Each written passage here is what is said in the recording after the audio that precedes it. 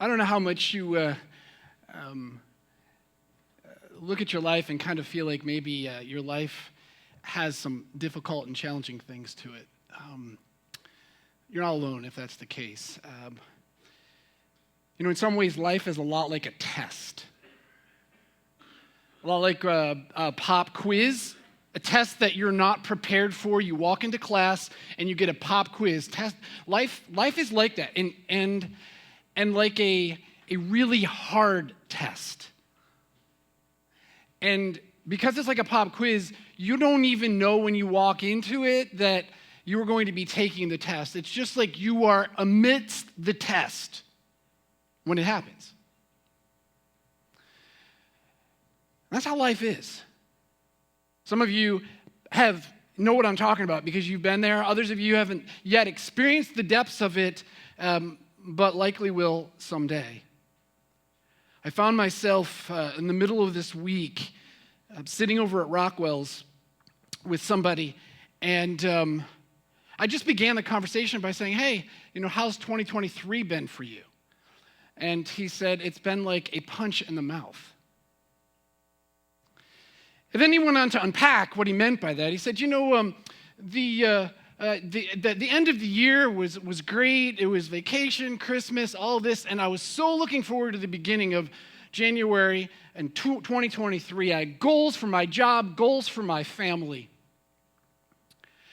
And before I even got started into it, I couldn't make it first day at work because I was sick. I was so sick, it was like I've never been that sick before. And that sickness went through the entire family. It lasted for almost 2.5 weeks. We had one of our kids come into the room in the middle of the night and said, Mom, I'm not feeling that good. And then deposited all over us. 24 hours a day, it seemed like we were doing laundry, he said. Right after the end of that, 2.5 weeks, within days, I got a phone call from my mom. Your dad was rushed to the hospital. I found him unresponsive last night. He's sepsis. The doctor said that had I not found him within the past hour, he likely would be dead. Right now, he's just hanging on. And in the middle of that, he got a phone call from his wife's family saying, your father has been found lying on the floor. He broke his hip. He's been rushed to the hospital, and now that he's at the hospital, they've run some tests on him. They found blood in his brain. They've also found cancer in his brain and cancer in his liver. And they're trying to figure out what's the next steps with that. And so I've got my father on one floor in the hospital. I've got my father-in-law on the next floor of the hospital. The other thing is that my father-in-law cares for my mother-in-law. And so we had to find 24-hour care for her.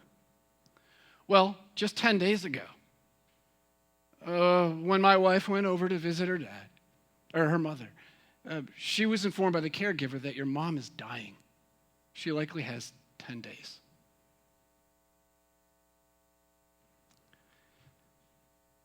Life is like a test. Like a really hard test that we're not prepared for, that you can't study for, you can't prepare for that, and you just find yourself amidst it. I could go on with other stories from other members, people who are part of Hope Community Church. There are 4 other similar stories like that from just this past week, from your lives. Life is hard. It's like a test. And the question is what do you do when you find yourself in that test? How do you survive it?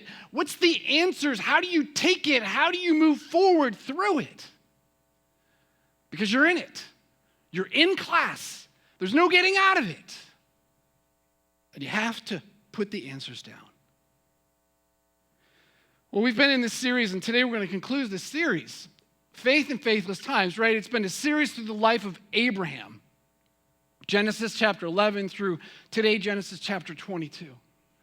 And really what we've seen through this whole study is that Abraham's life at the point that we meet him in Genesis chapter 11, really is a test after a test after a test. And today's the final exam, the final test. And it's a pop quiz for Abraham. I don't know where you might be today.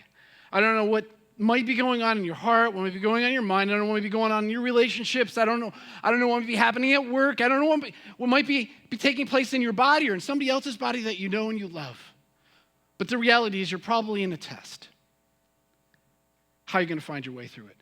Abraham will help us to understand and see that life is like a test, and sometimes that test is absolutely outrageous. It's crazy. And that the way through that test is to have unwavering faith. Unwavering faith is what will guide us through the test. So if you have your Bible, I invite you to open up to Genesis chapter 22. And we'll begin in verse 1 and find out about Abraham's test. Sometime later, God tested Abraham. He said to him, Abraham. And Abraham said, here I am. And then God said, take your son, your only son Isaac, whom you love, and go to the region of Moriah and sacrifice him there as a burnt offering on one of the mountains that I will tell you about. That is insane. Early the next morning, Abraham got up. He saddled his donkey, and he took with him two of his servants and his son Isaac. When he had cut enough wood for the burnt offering, he set out for the place that God had told him about. That's crazy. On the third day, Abraham looked up and he saw the place in the distance. He said to his servants, stay here with the donkey while I and the boy go over there. And we will worship, and then we will come back to you. So Abraham took the wood for the burnt offering. He placed it on his son Isaac, and he himself carried the fire and a knife. And as the two of them went on together, Isaac spoke up and said to his father, Abraham, Father? Yes, my son, Abraham replied. The fire and the wood, they're here, we have them. But where is the lamb for the burnt offering? And Abraham answered him, God himself will provide the lamb for the burnt offering, my son. And then the two of them went on together. When they reached the place that God had told him about, Abraham built an altar there. He arranged the wood on it. And note this, he bound his son Isaac. At this point, Abraham is probably 115 years old. This has been 40 years in this journey from when he first met God, and he's following after him. Isaac at this point is likely 15 years old. A 115-year-old guy binding up a 15-year-old boy, highly unlikely. Unless the 15-year-old submits. So he bound his son Isaac and laid him on the altar on top of the wood. Then he reached out his hand and he took the knife to slay his son. That is outrageous. But the angel of the Lord called out from heaven, Abraham, Abraham! Here I am, he replied. Do not lay a hand on the boy. Do not do anything to him. Now I know that you fear God because you have not withheld from me your son, your only son. And then Abraham looked up, and there in a thicket he saw a ram caught by its horns. He went over and he took the ram and he sacrificed it as a burnt offering instead of his son. So Abraham called the place, the Lord will provide. And to this day it is said, on the mountain of the Lord, it will be provided. And I don't know how you feel as you read and listened to this story, but certainly there's all kinds of emotions, and you must be feeling a similar kind of thing that Abraham is feeling, and that is, I'm unprepared for this test. I can't imagine taking my son, my only son, my son whom I love, and taking a knife and killing him. It doesn't make any sense. I have a whole lot of questions about this. It doesn't make any sense about God. It doesn't make any sense about what he might be saying of me. I don't know that I could go through with this, that I could do this to my son. There's a lot of questions. There's a lot of emotions. There's a lot of things that go on. So how do we unpack this? Let's begin, first of all, by making an observation from the beginning. I think it's very helpful that as we read the text, that we are introduced, the very first phrase tells us something. It tells us that Abraham has arrived to class, and it's a pop quiz day, and God is giving him this test. Right away, we're informed that God is the one who's doing this. This helps to alleviate some of the tension for us. As the Expositor Bible Commentary author writes, he says, the first phrase provides a preliminary understanding of the events of the chapter. Without it, God's request that Abraham offer up Isaac as a burnt offering would be inexplicable, which is what we feel, right? By stating clearly at the start that God tested Abraham, the writer quickly dispels any doubts about God's real purpose. In other words, he's telling us we know that God really isn't intending that Abraham is going to kill his son. He's not really intending this. He's just testing Abraham to see what he's going to do. There is then no thought of an actual sacrifice of Isaac in the narrative, though in the mind of Abraham, which is what we feel, right? In Abraham's mind, because he doesn't know this, because he's the character in the story, right? In Abraham's mind, though, of course, that was the only thought that he could entertain, as God's calling me to kill my son. Another background thought coming from the same commentator. Like many biblical narratives, the reader often knows information that the characters in the narrative do not. And in this case, the reader, you and I, we know that this is a test. So it's like, we know something. But apart from this, we know no more about God's plans and the ways than the character within the narrative itself. We are much in the dark. We are as much in the dark about the intentions of God's ways as Abraham. Thus, we, the readers, are forced to rely on the assessment of Abraham himself within the narrative and to view the events of the narrative through his eyes and by means of his response. At the same time, in the absence of any explanation from the narrator, we are forced to read our own thoughts and feelings into those of Abraham. And that's probably what you felt as we were reading through it, right?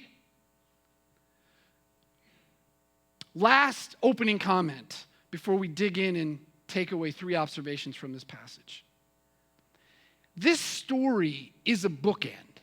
It's the end of the life of the story of Abraham's walk of faith. And it's fascinating when you look at Genesis chapter 22 and the way that it's written, the first few verses, and compare them with the way that Genesis chapter 12 is written. And so I put together a little chart for us. And the chart, you remember way back when we started the series, that in the beginning we were introduced to Abram and Sarai, and we found that God said to Abram, in verse 1 of chapter 12, the Lord had said to Abram. And it's the same exact kind of thing when you go look at Genesis chapter 22, verse 1. Sometime later, God says something to Abraham. He tests Abraham. In chapter 12, God says, this comes in threes, right? Leave your country, leave your people, leave your father's household, right? And then in chapter 22, in threes, Abraham, take your son, your only son, the son in whom you love, Isaac, right? And then in chapter 12, it says, go to this land. I'm going to send you to this place. I want you to go to this land. No further explanation, just go to this land. Chapter 22, go to the region of Moriah. And then in chapter 12, so Abram left as the Lord had told him. And chapter 22, Abram set out. He left for the place that God had told him about. So this story is, as I said earlier, the final exam for the life of Abraham. And what's fascinating about this story is that in this story, unlike any of the other stories that we were introduced to Abraham in and observing and watching how he interacted, in this story, Abraham responds by just simply doing what God says. There's no questioning, there's no laughing, there's no coming up with a new plan, there's none of that. He just obeys and does it. All right, let's begin by, again, back to verse 1. So verse 1, sometime later, God tested Abraham, and he said to him, "Here I am." And God said, "Take your son, your only son Isaac, whom you love, and go to the region of Moriah." What do we see from this? Well, we see, first of all, that sometimes in life, we get tested. Sometimes in life, God tests us. Here, God is testing Abraham. And just a little bit of explanation for that word test. I gave us the definition you see on here. The Hebrew definition, nasah, the Hebrew word, means to try or to attempt to learn the true nature of something. It's to learn the true nature of something. What is this made of? Or in Abraham's case, what is Abraham made of? Where is his true allegiance? Where is his true love? Where is his faith resting? In most contexts, that Hebrew word, nasah, has the idea of testing or proving the quality of someone or something. So we find it used in 1 Kings 10 when the Queen of Sheba tested Solomon, looking for his wisdom. Or in Daniel chapter 1, it's used with Daniel's friends, his companions, who are tested with a certain amount of and certain kinds of food that they're supposed to eat. Or throughout the Old Testament, God in his relationship with the nation of Israel often is noted as testing Israel through hunger and thirst. That's what the word means. And, the picture that comes to my mind is, as I was studying for this, was immediately this picture of Jason. I'm a guy who likes the outdoors, right? And I've talked with you before about different things that I do in the outdoors, and I love to watch things about the outdoors. And so there's a TV show in the History Channel that I watch called The Mountain Men. And there's, it's like 9 seasons, 10 seasons long. And back somewhere around season 5 or 6, we were introduced to a new character. His name is Jason. Jason lives in the Ozark Mountains. He's a blacksmith. He lives off the grid. Everything, he survives simply on the land. And one of the things he did in this one episode was he went out and he found this iron ore in rocks. And he was going to smelt those rocks, get those rocks so hot that he would get the ore and be able to separate all the junk out of the rock out. And he could then use that to make his blades, which he sells. And so this episode is all about him building this kiln out of mud. And it's fascinating to watch him, how he does this. He crafts this kiln, and it's got all of these ingredients, and his wife is helping him because she's an expert on this. She grew up around these kinds of things. And then it comes at the end of the episode, and it's the true test. How is this thing going to withstand the intense heat? Is the kiln going to hold up? And it just collapses. The heat's too hot. There was a crack in it somewhere, and it falls apart. And the whole thing goes up in smoke. It failed the test. The next episode, they redo the whole thing, and it succeeds. And it's like, yay. But that's the picture of this word. It's to test, it's to find out what is its veracity, what's within it, can it withstand, can it hold up? And so God wanted to find out, actually this is Abraham, for Abraham to learn what he's learned, what's within him. And so God tests him. Second thing, this test is an insane test, is it not? This is an outrageous test. This is an impossible test. This is a test that just seems to make absolutely no sense. Right? God says to Abraham, take your son, your only son, the son whom you love, and sacrifice him. how is this possible? Right? And think about what it is that God is asking of him. In Genesis chapter 12, God is asking him to leave your family, to leave your people, to leave your country, right? Burn all your bridges to the past. And now in this test, burn all your bridges into the future. Because remember, the promise that I've given to you is that I'm going to turn you into a great nation through somebody who is going to come through your body and through your wife's body. That promise finally arrived after how many years? 25 years. 25 years they waited, and now it's going to go up in smoke? God's going to just wipe out Isaac? This is outrageous. This is crazy. The promise is going to be destroyed. How can you ask a man to do this of his own child? It just seems wrong. In the context, though, Abraham is living in a culture in which human sacrifice happens. And so, next slide, please. We see in Paradise to Prison, John Davis. This is one of my favorite professors. Actually was the president of the school and one of my Old Testament professors at Grace Theological Seminary. And he writes this in his book, Paradise to Prison. He says, human sacrifice was unquestionably practiced in Old Testament times. A Babylonian cylinder seal, for example, unmistakably portrays the execution of a human sacrifice. And the translation of an Akkadian poem describes the sacrifice of a firstborn son. There's little question that Abraham would have been acquainted with child sacrifice. He understands this. He's seen this. He's watched culture practice it. And so Abraham gets this outrageous test. And what's going on inside of him? What does he think about this? We're not informed, right? This is different than any of the other stories because we have Abraham saying nothing, right? There's no like in the preceding stories, like when God appears to him, he's like, but God, how is this possible? He just laughs because it's impossible. I'm 99 years old. There's no way this could happen. Or he comes up with another plan and goes down to Egypt, right? Or lies about his half-sister. There's just none of that in this passage, right? In the past, Abraham did all of that kind of stuff, but in this test, he does none of that, right? He's now come to a place where he trusts so deeply in what God says that he just goes and does it. That's amazing.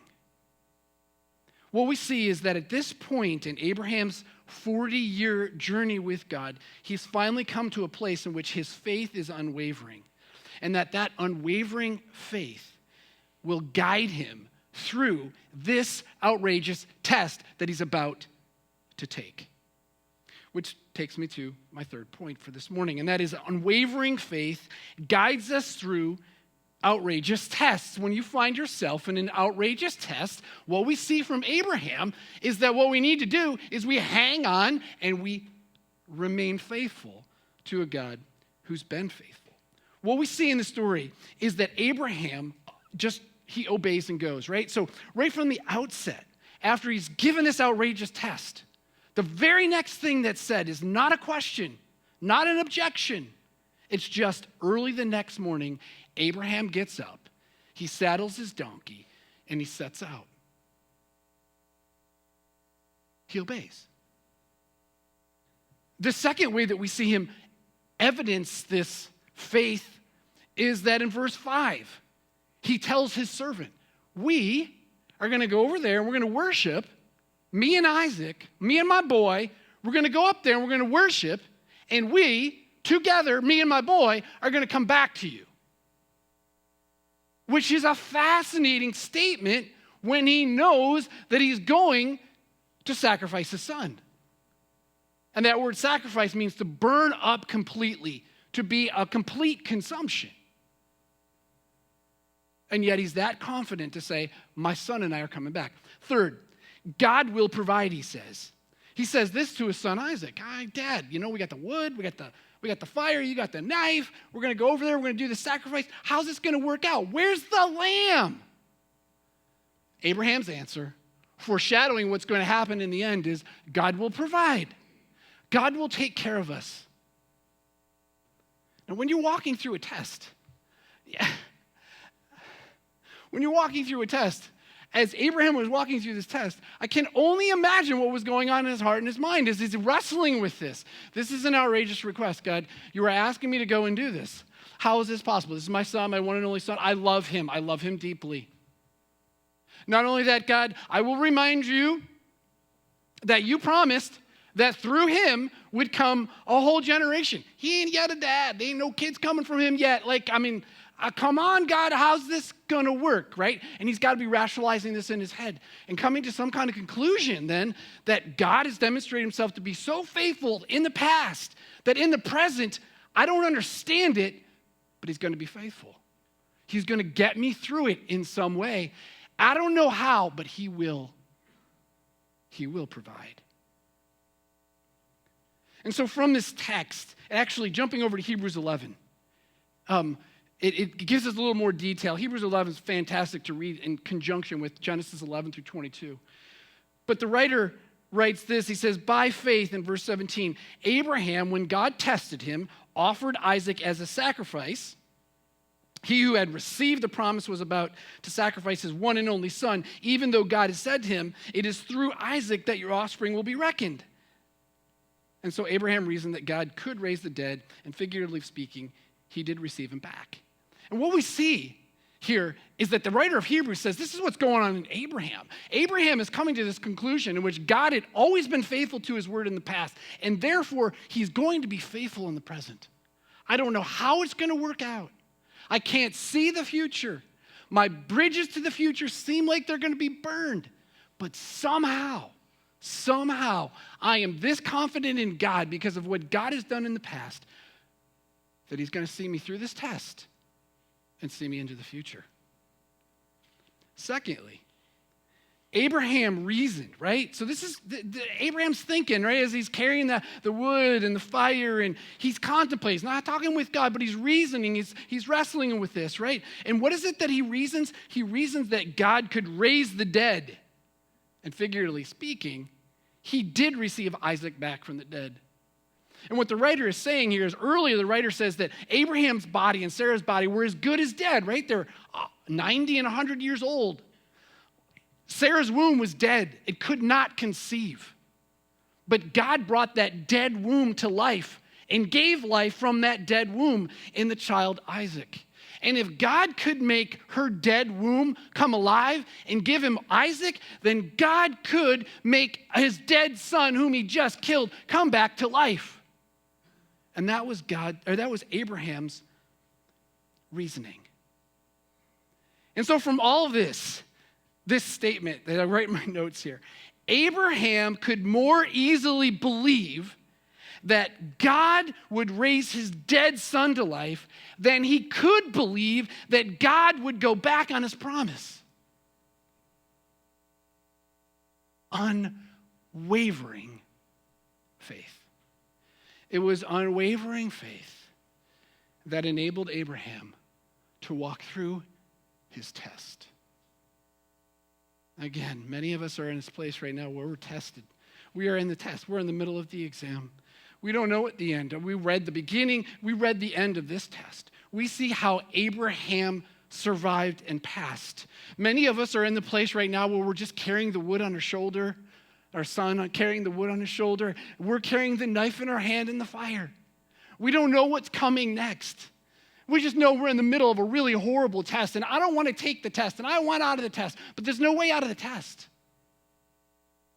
But what we have here is the benefit of the example of a man who walked with God for 40 years. And through those 40 years, he became hardened in his faith, so convinced, so absolutely certain that God is who God says he is, that God is faithful. And he would never go back on his promises. As I studied this passage this past week, and I'm going to invite our worship team to come on up, my mind went back 30-some years ago to sitting in chapel at Cedarville College, probably in 1988. Yeah, I know, a lot of you weren't even born then. Matter of fact, I think everybody who's part of my group, when we gather on Tuesday nights, I don't know if any of you guys were born then. But in 1988, I can remember sitting there, and I can't remember who who the speaker was, the chapel speaker was, but I remember this phrase. He said this. He said, God doesn't use a man greatly until he breaks him deeply.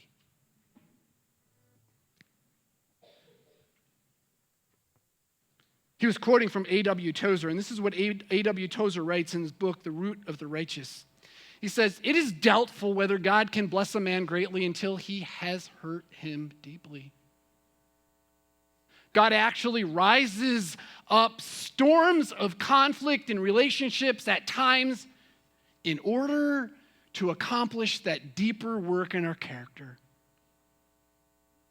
We cannot love our enemies in our own strength. That is graduate level grace. Are you willing to enter this school? Are you willing to take the test? You see, if you pass, you can expect to be elevated to a new level in the kingdom, for he brings us through these tests as preparation for greater use in the kingdom. But you have to pass the test first.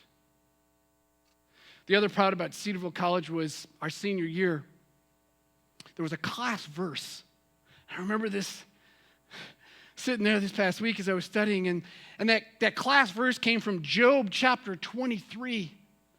And if you know the story of Job, Job is a story of a test. He loses everything in life. And in Job 23, we find Job answering his friends, and he's having this argument. He's saying to his friends, if I know where God is, I would go to him, and I would talk to him, and I would have a conversation with him if I knew where he was. But I can't find him in the north, I can't find him in the south, I can't find him in the east, and I can't find him in the west. Everywhere I go to look for God, I can't find him. I'm in this test. I need some help, and I can't find him. And then he says this, but he knows the way that I take. God knows the way that I take. And when he's tested me, I will come forth as gold. Hope Community Church, many of us are in a test. That test is an excruciating test. But God is there. He's with you in the test. He's true to who he says he is. He will lead you through it. You know what's interesting? This mountain in which Abraham took his test was the mountain of Moriah. 2 Chronicles 3:1 tells us it's on the mountain of Moriah that Solomon built the temple. And it's in the Gospels that we read that it was right outside the city walls, right outside of where the temple was, that Jesus Christ was hung on a cross. God the Father sacrificed his own Son. John 3:16, for God so loved the world that he gave his only Son, that whoever believes in him would not perish but have everlasting life. If you're here this morning and you don't know Jesus, you don't understand the work of him, you find yourself in a test, you ask all kinds of questions, know this. Just begin by putting your faith in him. He will guide you and sustain you and assist you and help you. James and worship team, lead us.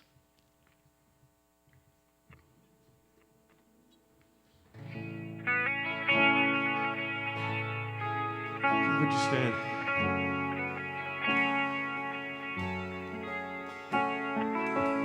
Let's let the words of this song be our prayer.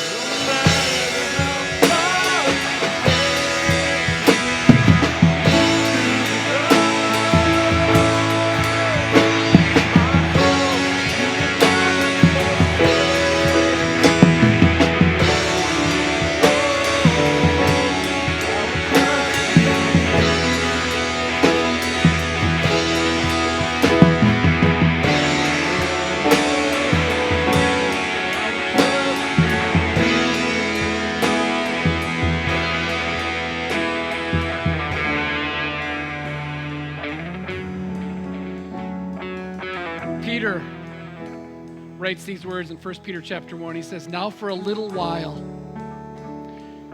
you may have had to suffer grief in all kinds of trials, but these have come so that the proven genuineness of your faith, of greater worth than gold, which perishes even though refined by fire, may result in praise and glory and honor when Jesus Christ is revealed." Let's hang on to the faith of Abraham, his unwavering faith. Have a good week, Hope.